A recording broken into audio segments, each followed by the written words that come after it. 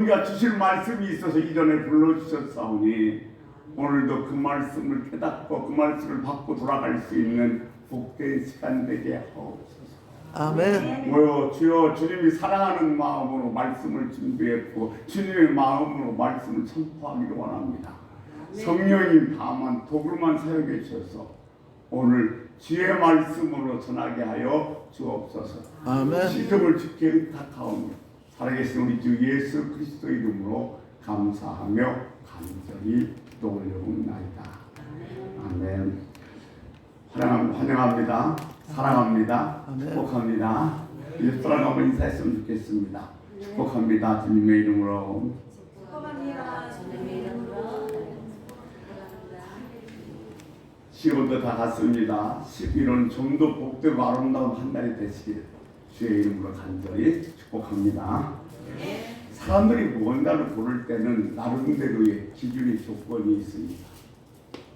여러분이 잘 알다시피 야채를 고를 때는 시든 것이 아니고 싱싱한 것을 고르는 것이 선택의 조건입니다. 옷도 마찬가지죠. 제일 중요한 것은 내 몸매에 맞아야 됩니다. 사이즈가 맞아야 되고 색깔이 내가 좋아하는 색깔이어야 되고 어느 때 입을 것인가, 잠잘 때 입을 것인가, 아니면 외출할 때 입을 것인가, 아니면 어떤 예식장에 갈 때 입을 것인가에 따라서 나의 선택의 조건이 달라지게 되어 있습니다. 하나님도 선택에는 조건이 있습니다. 구원의 조건은 무조건입니다. 하나님이 구원의 선택을 할 때는 오직 하나님의 사랑만이 조건이 됩니다. 그런데 구원받은 사람들 중에서 하나님이 선택해서 일을 맡겨서 하나님의 영광에 참여하기 위해서는 하나님의 특별한 선택의 조건이 있다는 겁니다. 에녹은 죽음을 보지 않고 하늘나라에 갔습니다. 에녹이 죽음을 보지 않고 하늘나라에 갈 수 있도록 선택받았던 그 조건은 뭐냐? 하나님의 조건은 뭐냐면 그는 하나님과 동행하는 사람이었더라고 성경에 기록하고 있습니다. 즉 그는 하나님에게 시선을 집중하며 고정시키고 살았던 겁니다. 노아는 홍수의 그 심판 때에 가족들과 함께 살아나왔던 하나님께서 노아를 선택한 조건이 뭐냐면 성경을 이렇게 기록해 놓고 있습니다. 노아는 은혜를 입은 자였더라.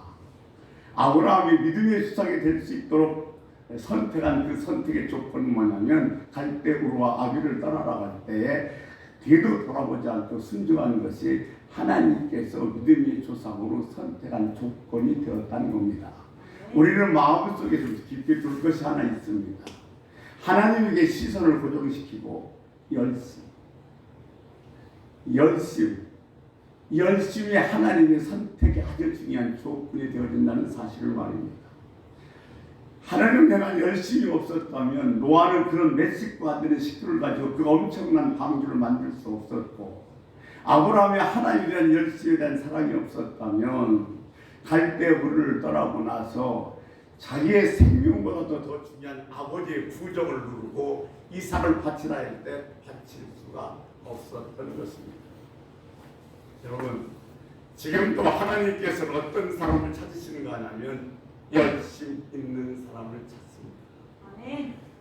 베드로가 밤이 맞도록 그물을 했으나 고기 한 마리 못 잡았습니다.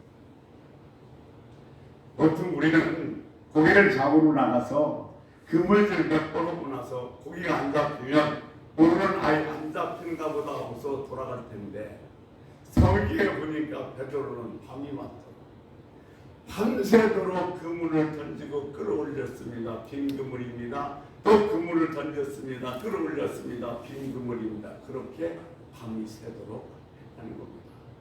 그 열심을 보고서 주님께서 베드로를 제가 정말로 변화만 되면 내일에 열심히겠다 싶어서 베드로를 선택한 조건 중에 가장 큰 조건이었던 겁니다. 하나님은 우리가 하나님을 사랑할 때 이렇게 집중하라고 말씀하고 계십니다. 신명기 2장 5절에 보면 너희는 마음을 다하고 뜻을 다하고 힘을 다하되 저 하나님을 사랑하라고 했고 주님도 비슷한 말씀하셨습니다. 마가복음 12장 3절 말씀에 보면 너희는 마음을 다하고 뜻을 다하고 힘을 다하여 주 너희 하나님을 사랑하라고 했습니다. 곧 이 말은 너희는 진심으로 하나님을 사랑하고 열심으로 하나님을 사랑하라는 말씀인 줄 믿습니다. 여러분, 우리 어차피 신앙생활 할 것 열심히 합시다. 찬송을 하든 기도를 하든 전도를 하든 예배를 하든 가장 중요한 선택은 열심인 줄로 믿으시기 바랍니다. 우리에게 어떤 고난과 역경이 와도 지난 시간에 말씀드렸던 것처럼 중심이 흐트러지지 않고 우리 시선을 하나님께 고정시킬 수만 있다면, 그러면 진실로 진정으로 하나님을 찾으면 온전히 하나님을 만나서 우리의 영적인 무게가 절대로 흔들리지 않게 될 줄로 믿습니다. 그래서 잠언서는 이렇게 말하고 있죠. 잠언서 8장 17절 말씀 우리 같이 한번 읽습니다.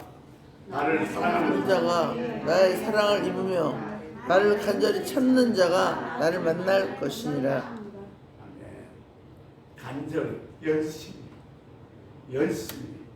뭘 해도 열심히 하는 여러분 되시기를 축원합니다. 성벽이 다 되어져 갈 무렵에 느헤미야가 위기를 만납니다. 이제 문짝만 다루면 됩니다. 문짝만 다루면 성벽 재건은 완성됩니다. 그런데 그때에 느헤미야가 위기가 찾아옵니다.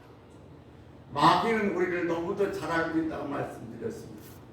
우리도 어떤 일이 다 되어갈 때, 이젠 다 됐다, 이젠 다 끝나간다, 그럴 때 반드시 마귀는 우리들을 공격한다는 사실 여러분 꼭 기억하셔야 합니다. 마귀는 공격해 올 때에 지도자를 공격하고, 왜냐하면 지도자만 재건하게 되면, 지도자만 제거하게 되면 성벽 재건은 중단되어 버리고 맙니다. 그래서 거짓말을 해서 어떤 수를 쓰더라도 이 느헤미야를 제거하려고 지금 그들은 4번이나 사람을 보냈습니다. 그런데 4번이나 느헤미야가 다 거절하면서, 거절한 이유는 뭐냐면 하나님께서 내게 맡겨주신 성벽 재건, 즉 하나님의 사역에 집중하겠다는 의미였습니다. 자, 그러니까 이번에는 이렇게 4번씩이나 공격을 해도 사명에 집중하겠다고 거절하고 나오지 않자 마귀는 자기의 전략을 바뀝니다. 두 번째 마귀의 전략은 자기의 전문 전략인데, 그것이 바로 뭐냐면 느헤미야 6장 5절 6절에 그 말씀이 나와 있습니다. 우리 같이 한번 읽겠습니다. 산발랏이 5번째는 그 종자의 손에 봉하지 않은 편지를 들려 내게 보냈는데, 그 글에 이르기를 이방 중에서도 소문이 있고 가슴으로 말하기를 너와 유대 사람들이 보반하여 나 행벽을 건축한다 하나니 내가 그 말과 같이 왕이 되려는지라. 아멘. 뭐라 했냐면 느헤미야가 지금 아사파스라 왕에게 반역하려고 에르살렘 성벽을 건축하고 있다고 소문을 내기 시작한 겁니다.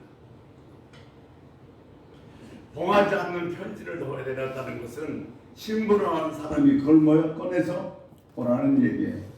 가서 뭐하라는 겁니까? 소문 내라는 얘기입니다. 지금 느헤미야가 에르살렘 성벽 재건 공사를 하고 있는데, 그 공사를 하는 목적이 뭐냐면 아닥사스 왕에게 배반하고 오반을 하려고 성벽을 재건 공사를 하고 있다고, 누구 귀에 들어갈 수 있을 때까지 아닥사스 왕의 귀에 들어갈 수 있도록 계속해서 소문을 내고 있는 것입니다. 이 증상무략은 마귀의 전문입니다. 마귀는 헬라어로 디아스폴라스인데, 이 디아스폴라스는 중상하다, 모략하다는 그 뜻을 갖고 있는 헬라어입니다. 사실은 있어요. 근데 그 사실에다가 마치 사실 아닌 것을 사실처럼 얘기해서 모함하고 매장시켜서 그 공동체가 스스로 무너지게 하는 것이 마귀의 전략인 것입니다. 그러니까 마귀의 전공 과목은 무엇인가 하냐면 중상모략입니다. 그런데 사실이 아닌데 마치 사실처럼 포장해서 그를 모함하고 그 모함하는 방법이 무엇인가 하냐면 거짓말입니다. 이 지금 성벽에 재건하고 있는 것은 사실입니다. 그런데 성벽을 재건하는 목적을 다르게 이야기하는 겁니다. 성벽 재건은 아닥사스다 왕에게 반역하려고 성벽을 재건하고 이 성벽이 재건되면 이제는 이 레위와는 아닥사스다 왕에게 조세를 바치지 않아서 왕을 수치를 당하게 한다 하면서 거짓말로 소문을 퍼뜨려서 중상모략을 하기 시작한 겁니다. 누구의 귀에 들어갈 때까지? 아닥사스다 왕의 귀에 들어갈 때까지. 만약 아닥사스다 왕의 귀에 그 소문이 들어가면 어떻게 됩니까? 왕은 즉각 군대를 보내서 성벽 재건은 중단되고 느헤미야를 왕궁으로 부르게 됩니다. 그러니까 마귀는 하나님께서 계획하시는 일을 방해하기 위해서 무엇을 했는가 하면 부정적인 사람, 말을 잘 퍼뜨리는 사람을 택해서 자기를 대신해서 지금 중상모략으로 느헤미야와 이스라엘 백성들을 공격하게 만드는 것입니다. 사실은 있어요. 성벽 재건을 하고 있어요. 그러나 그것이 마치 거짓말처럼 꾸며서 자기 사람들의 입을 벌려서 소문을 내기 시작하는 겁니다. 그리고 사실은 있지만 그것도 사실도 아닌 것을 거짓말로 꾸며서 자기 사람들 하여금 소문을 내서 아닥사스다 왕의 귀에 들어가서 어떻게 하든지 이 성벽 재건을 중지시키려는 마귀의 계략을 우리는 알 수가 있습니다. 지금도 사단은 여전히 이런 전략으로 우리들에게 접근하고 있습니다. 여러분도 들어서 잘 아시겠습니다만 전에는 이단들이 교회에 들어오면 와서 교인 몇 명만 빼나가는 것이 전부였습니다. 그러나 요즘은 그렇지 않습니다. 들어와서 오랫동안 기다립니다. 그리고 침묵합니다. 그래서 교인들에게 신뢰를 얻고 어느 정도 정말로 신임이 쌓여가면 그때부터 뒤에서 담임 목사를 욕하고 험담하기 시작합니다. 그것이 점점 퍼져서 교인들은 담임 목사를 신뢰하지 않게 되고 그렇게 되면 그때는 담임 목사를 다 내어보내고 자기 이단의 목사를 담임 목사로 앉혀버립니다. 다시 말씀드리면 교회를 통째로 먹는 것이죠. 이것이 바로 사단의 전략입니다. 그러니까 마귀가 생각해 놓은 게 하나 있습니다. 사실이 아닌 것을 사실처럼 꾸며서 지도자를 넘어뜨리려고 하고 또 중상모략해서 그 공동체가 스스로 망가지게 하는 겁니다.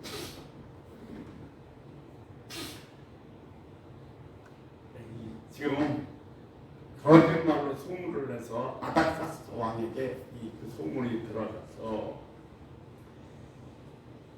느헤미야가 모반을 하려고 이 성벽 재건을 하고 있다고 계속해서 중상모략을 하고 있습니다. 만약 이것이 아닥사스 왕의 귀에 들어가면 어떤 결과가 나타나냐면 성벽은 더 이상 재건될 수가 없습니다. 이걸 성벽 재건은 마무리할 수가 없어요. 그래서 마귀가 쓰는 전적인 전문 공격 방법이 뭐냐면 중상모략인 것입니다. 마귀는 말을 못합니다.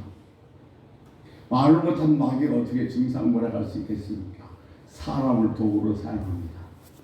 거짓말을 사랑하는 사람, 정말 말 퍼뜨리기를 좋아하는 사람을 도구로 삼아서 그 교회와 그 가정과 그 공동체를 끊임없이 박살냅니다. 이것이 마귀의 우리들을 향한 공격 방법입니다. 에스라, 느헤미야 앞서서 에스라가 포로 귀환을 합니다. 근데 에스라 포로 귀환 때 에스라가 다시 성벽 재건을 하고 있었습니다. 근데 이와 똑같은 방법을 써서 그때 마귀가 재미를 봤습니다. 효과를 봤어요. 자, 에스라가 성벽 재건을 하고 있는데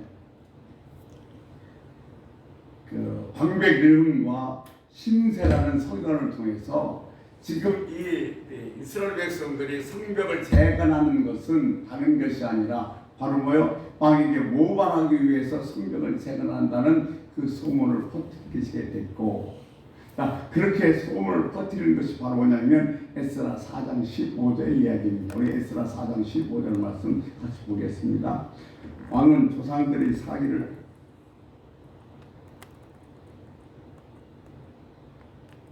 없는데? 조상들의 사기를 살펴보시면 그 사기의 성읍을 폐역한 성읍이라 에로부터 그 중에 항상 반역한 일을 행하여 왕들과 각도의 손해될 것을 보시고 이루어질지어다. 이 성읍이 무너짐이 이 때문이라고 그랬습니다. 이렇게 작성을 했더니 그게 성공합니다. 이 느헤미야 4장 24절이 성공한 내용인데 뭐라고 되어 있냐면 이렇게 기록되어 있습니다. 이에 예루살렘에서 하나님의 성전 공사가 바사왕 다리왕 2년 때까지 중단되었다. 결국 이렇게 거짓으로 소문을 했더니 다리왕이 그 소문을 듣고서 성벽적을 중단시켰던 그 방법, 자기들이 효과를 한 방법을 지금도 다시 쓰고 있는 것입니다. 그래서 두 번째로 느헤미야가 이렇게 중상모략을 해올 때 어떻게 방어를 했는가 하냐면 이렇게 합니다. 느헤미야가 어떻게 대답했냐면 첫 번째, 그 일은 사실이 아니라고 선포합니다. 왜 그랬을까요? 사람들이 오해하면 심판의 죄를 지게 됩니다. 여러분 참 중요한 게 있어요. 우리는 누구를 심판하거나 정죄할 자격이 없습니다. 성경에서 용서받지 못할 죄 중에 하나는 뭐요? 받는 사람을 심판하고 정죄하는 죄입니다. 왜냐하면 내가 그 사람을 심판한다는 것은 내가 누구요? 하나님 자리에 올라가 있다는 겁니다. 누구를 심판한다는 것, 누구를 정죄한다는 것은 오직 누구만 하실 수 있냐면 하나님만 하실 수 있습니다. 그런데 그 일을 내가 한다는 것은 용서할 수 없는 죄임을 우리는 잘 기억해야 할 것입니다. 사실은 그것이 아니라고 얘기를 합니다. 왜냐하면 그렇게 되면 많은 영혼들이 실족할 수 있기 때문에 그것은 사실이 아니라고 얘기를 하고 정확하게 그 이유를 설명해 줍니다. 사실은 사실이 아니라고 얘기하고 그 다음에 느헤미야가 뭘 했는가 하면 기도합니다. 느헤미야 6장 9절이 그 얘기인데 뭐라고 되어 있냐면 9장 하반부에 이제 내 손을 힘이 있게 해주옵소서라고 기도합니다. 왜냐하면 산발락과 게셈 사람들이 중상모략에서 지금 사람들의 손에 힘이 빠져버렸습니다.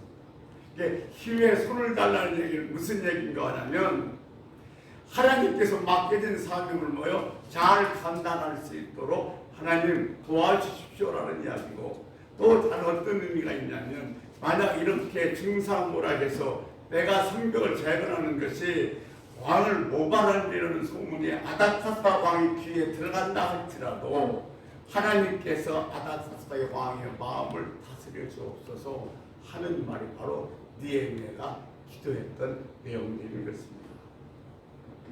결국 어떻게 됐습니까? 52일 만에 성벽 재건이 끝납니다. 어떻게 이렇게 된 겁니까? 아닥사스다 왕의 귀에게도 그 반역한다는 소문이 들어갔습니다.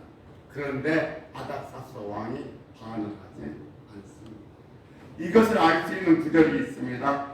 느헤미야는 예루살렘에서 총독으로 12년을 더 있었습니다. 만약 그 소문을 듣고서 아닥사스다 왕이 군대를 보냈다면 느헤미야의 그 성벽 재건 공사는 중단되어 버리고 느헤미야는 궁중으로 돌아보야만 했었습니다. 그런데 느헤미야가 12년 동안 더 거기서 총독 노릇을 할 수 있었던 것은 아닥사스다 왕 귀에 그 중상모략의 소문이 들어가서도 하나님께서 그의 마음을 잡아주셨기 때문에 그랬습니다. 그래서 잠언서에서 뭐라고 얘기하냐면 하나님께서 왕의 마음을 보호의 물처럼 다스린다고 했습니다. 우리의 마음과 우리의 생각이 누구의 손에 있습니까? 하나님 손에 있습니다. 그러니까 죄를 짓지 않도록 정확하게 설명을 해주고 하나님께 기도함으로 하나님께서 왕의 마음을 다스려 주기를 간절히 원했던 것입니다. 그래서 사단의 두 번째 중상모략의 공격은 아무 효과도 없이 넘어갔습니다. 아무리 힘들고 어려워도 우린 절대로 마귀의 도구로 쓰임받지 않습니다. 우리는 둘 중에 하나입니다. 하나님의 도구로 쓰임받든지 그렇지 않으면 마귀의 도구로 쓰임받든지. 근데 우리는 마귀의 도구로 쓰임받지 말고 하나님의 도구로 쓰임받아야 될 줄로 믿습니다. 자, 어떤 위기 속에서도 마음은 흔들리지 않고 영적인 무게중심을 잡고 시선을 하나님께 집중해서 하나님께서 우리에게 맡겨진 사명을 감당할 수 있는 은혜가 여러분에게 있으시기를 주의 이름으로 축복합니다. 아멘. 세 번째, 마귀가 방해하는 방법은 뭐냐면 급한 일을 보내서 중요한 일을 막아버립니다. 여러분, 급한 일이 먼저가 아닙니다. 중요한 일이 먼저입니다. 그런데 우리도 여기에 너무나 잘 속습니다. 급한 일 때문에 중요한 일을 하지 못하는 경우가 너무도 많이 있습니다. 여러분 꼭 기억하십시오. 급한 일이 먼저가 아니라 중요한 일에 가장 우선순위에 놓아야 됩니다. 아멘. 어떤 회사 사장님이 크리스찬인데 회사 지금 상당히 위기가 왔어요. 간당간당합니다. 부도가 날까 말까. 그러면 이 사장이나 종이 부장은 은행마다 찾아가면서 대출을 부탁하든지 만기를 연장하든지 부탁해야 되는데 그건 하지 않고 뭐 하고 있냐면 매 시간마다 나와서 교회에서 기도를 하고 있습니다. 예, 그것을 보고 있던 한 젊은 주력이 그 사장님에게 얘기했습니다. 사장님, 이렇게 회사가 어려운데 사장님이 직접 은행에 가서 대리 지점장한테라도 좀 얘기를 하셔서 어떻게 숨을 틔워야지 교회에 가서 기도만 하고 있으면 되십니까? 그때 그 사장이 그 젊은 주역에게 한 얘기입니다. 급한 것이 우선이 아니라 중요한 것이 우선입니다. 내가 아무리 은행을 뛰어다녀도 하나님이 허락하시지 않으면 할 수가 없다네. 내가 할 수 있는 가장 중요한 일은 은행에 가는 일이 아니라 하나님 앞에 와서 기도하는 것이네. 우리도요, 급한 일에 불을 끄이라고 중요한 일을 까먹은 적이 얼마나 많이 있습니까? 지금 발등에 떨어진 불 때문에 이리저리 뛰다가 정말 중요한 기도하는 시간을 잃어버리고 보낸 하루하루가 얼마나 많이 있었는지 모릅니다. 여러분, 급한 일이 우선이 아니라 중요한 일이 우선입니다. 근데 네 번이나 증상모략을 해서 느헤미야를 넘어뜨리려고 하자 그것이 되지 않자 이제 어떤 방법을 쓰냐면 사람을 씁니다. 근데 마귀는 쓰는데 사람을 쓰는데 어떤 사람을 쓰냐면 측근의 사람을 씁니다. 여러분이 가만히 보십시오. 정말 나를 괴롭히는 사람은 누구냐면 멀리 있는 사람이 아니라 나랑 가장 친한 사람, 나랑 친한 측근입니다.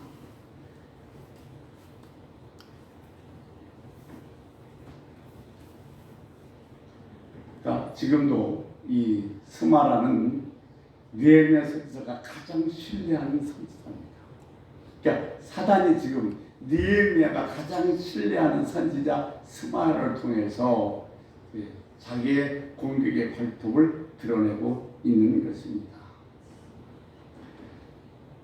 스마야가 뭐라고 얘기하냐면 오늘 내가 정보를 들었는데 암살자가 온다는 정보를 들었다. 그러니까 오늘 밤은 이 성전에 돌아 외소에서 나랑 같이 하루를 머물자. 그리고 그 암살자가 왔다 간 다음 그 다음날 나가서 성벽생활을 이어가도 되지 않겠느냐는 이야기입니다. 얼마나 고마운 이야기입니까? 내가 신뢰하는 선지자입니다. 근데 그가 정말로 중요한 정보를 받아서 나한테 이렇게 나를 사랑하는 마음으로 오늘 암살자가 오니까 이 성전에 들어와서 하룻밤 쉬고서 그 암살을 피하다가 가르쳐주니 얼마나 고마운 일이에요.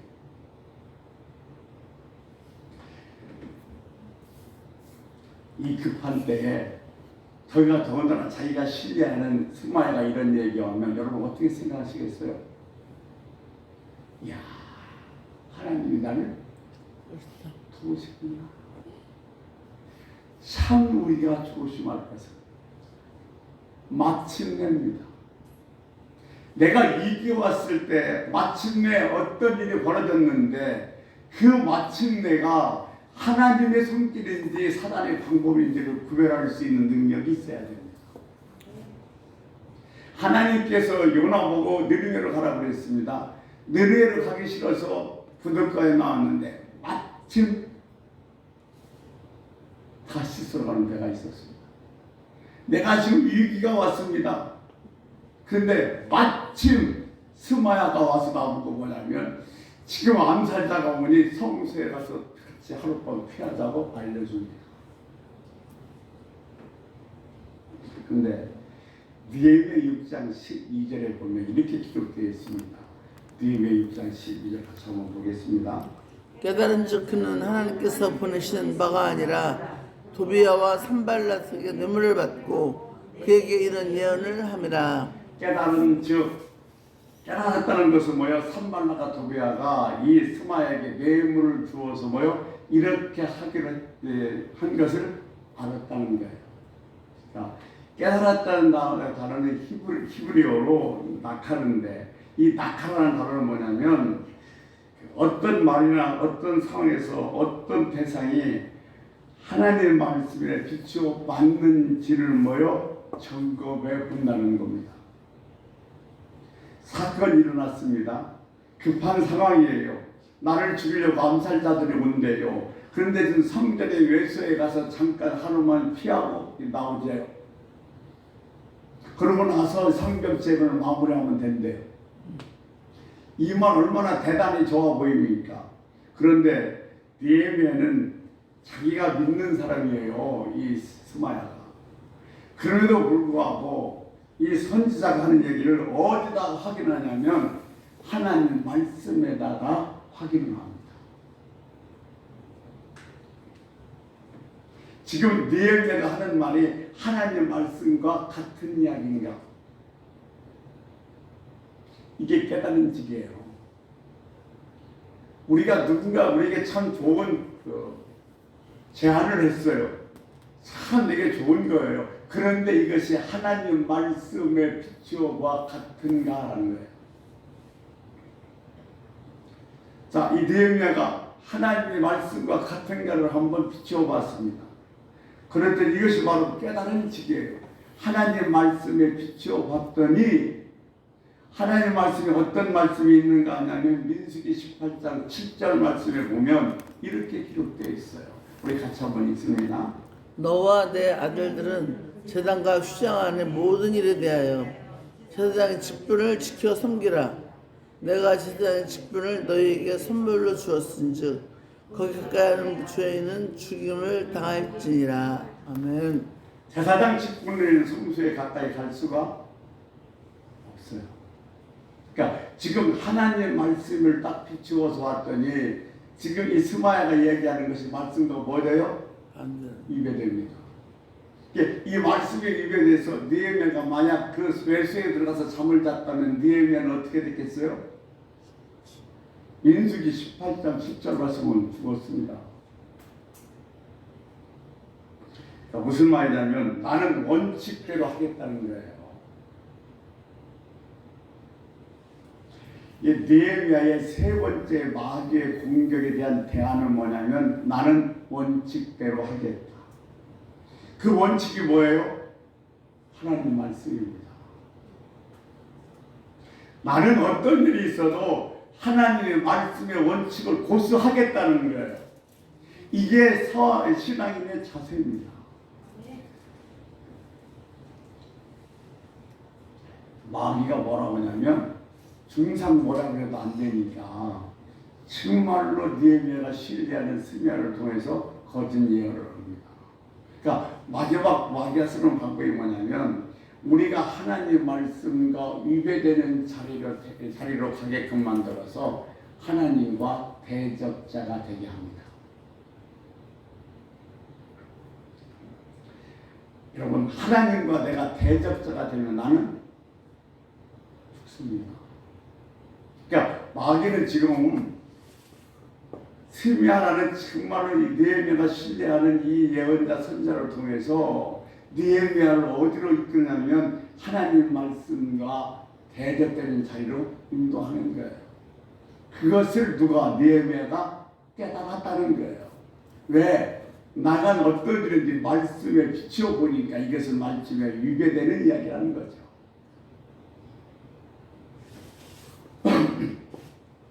그래서 역대하 21장에 보면 우시야 왕이 성수에 들어가서 분향을 한다고 합니다. 근데 이 성수에서 분향은 누구만 할 수 있냐면 제사장만 할 수 있습니다. 그러자 이 우시야 왕이 성수에 들어가서 분향을 하러 가자 용감한 제사장 아사라와 80명 제사장들이 막습니다. 왕이요, 이건 안 됩니다. 왜? 말씀에 위배되니까. 결국 거기다가 분향을 했다가 나중에 우시야 왕이 어떻게 됩니까? 문둥병에 걸려 죽습니다. 여러분, 급한 일이 있다, 절박한 일이 있다고 해도 그 일이 하나님의 말씀과 위배된 일이라면 no! 아니오라고 이야기할 수 있어야 합니다. 왜냐하면 우리가 하나님과 위배된 일을 선택한 순간 하나님과 원수가 되기 때문에 그렇습니다. 성경에 보면 하나님께서 버리는 시점은 다 똑같습니다. 하나님께서 사울을 언제 버렸어요?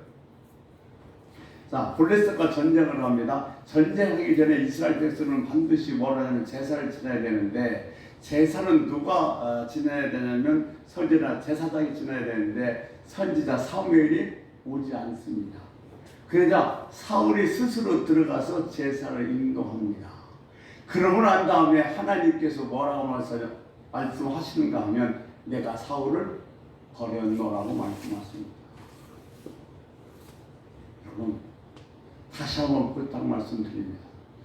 아무리 급해도, 아무리 다급해도 하나님 말씀에 위배가 되면 안 돼! 아니오라고 이야기할 수 있어야 됩니다.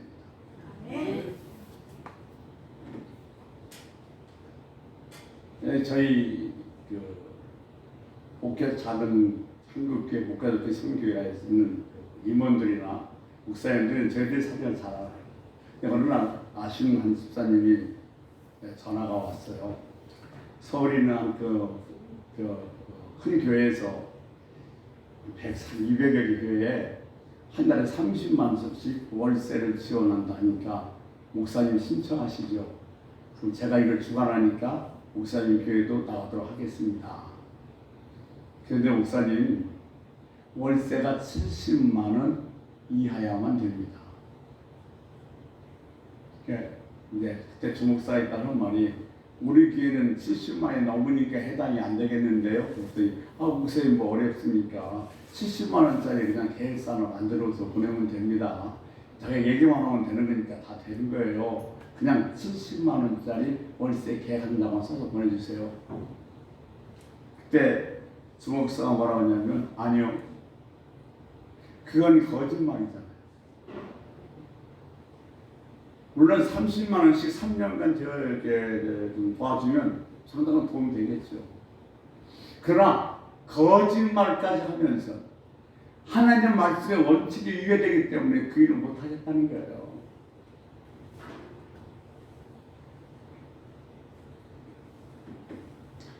아무리 급해도, 아무리 다급해도 하나님의 말씀에 위배되면, 하나님의 말씀이 아니라고 하면 아니에요라고 얘기할 수 있어야 돼요.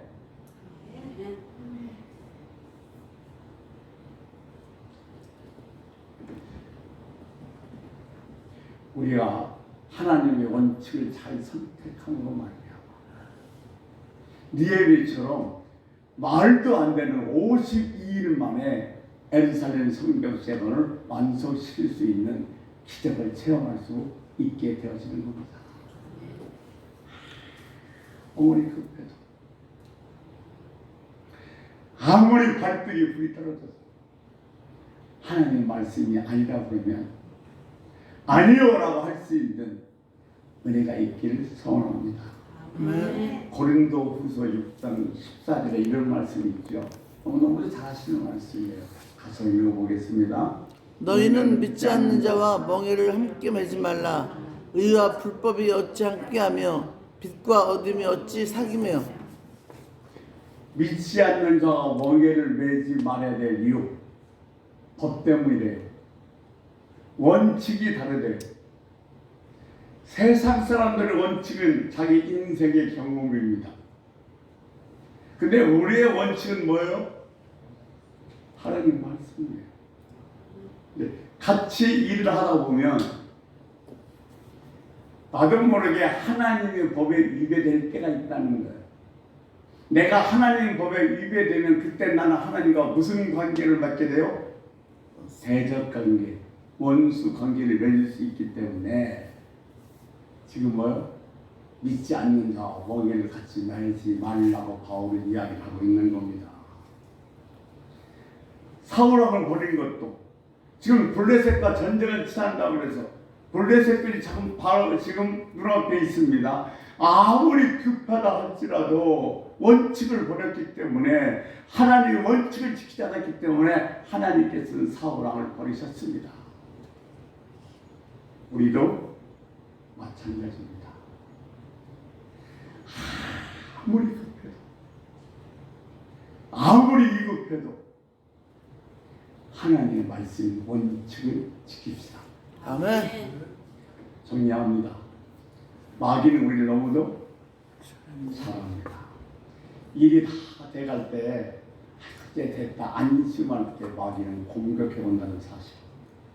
일이 잘 돼갈 때 더 많이 영적으로 준비하시고 경계하시기 바랍니다. 마귀는 눈에 보이지 않지만 눈에 보이는 사람을 통해서 중상모략을 합니다. 그러니까 우리는 깜빡 잘못하면 나도 누구의 도구로? 마귀의 도구로 쓰임받을 수 있어요. 이게 마귀의 도구가 아니라 하나님의 도구로 쓰임받아야 되겠다. 결심하시기 바랍니다. 두 번째, 마귀는 우리는 하나님 말씀에 위배되는 사이를 이끌어가서 하나님과 대적하게 만듭니다. 그러니까 아무리 급한 일이 있어도 발등에 불이 떨어졌어 하나님의 말씀에 위배되면 절대로 하지 마시고요. 안 된다고 말씀하실 수 있는 영적인 능력이 있으시기를 축원합니다. 아멘. 기도하겠습니다. 이 시간 우리 하나님, 내가 이제 10월 끝나고 11월 살아가는데 하나님의 말씀이 나의 원칙이 돼서 그 원칙에 위배되면 어떤 상황이라도 안 돼요라고 말할 수 있는 은혜와 능력을 달라고 우리 주여 한번 부르고 통성을 기도하다가 자연스럽게 마무리하겠습니다. 주여 한번 부르시겠습니다. 주여! 오늘도 살아 역사하시는 참 좋으신 아버지 하나님, 지금 마귀는 없이 탐탐 우리를 얼마나 노리고 있는지 모릅니다. 아버지 인생에 살아가면서 아무리 힘들게 어렵고 고단한 일이 온다 할지라도 그것 아니면 곧 해결될 같은 명확한 일이 그 일이 눈앞에 있다 할지라도 절대로 하나님 말씀에 위배된다면 아니요, 하나님 말씀의 원칙을 두고 살아가는 우리가 되게 하여 주시옵소서.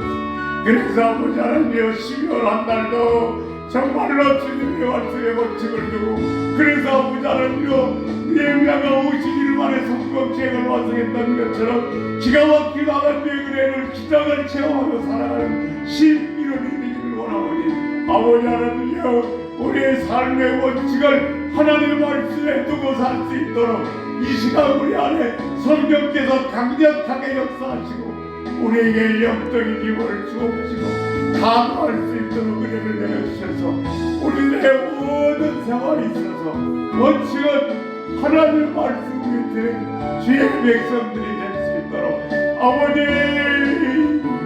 도와주시옵시고 역사하시옵시고 힘을 주시옵시고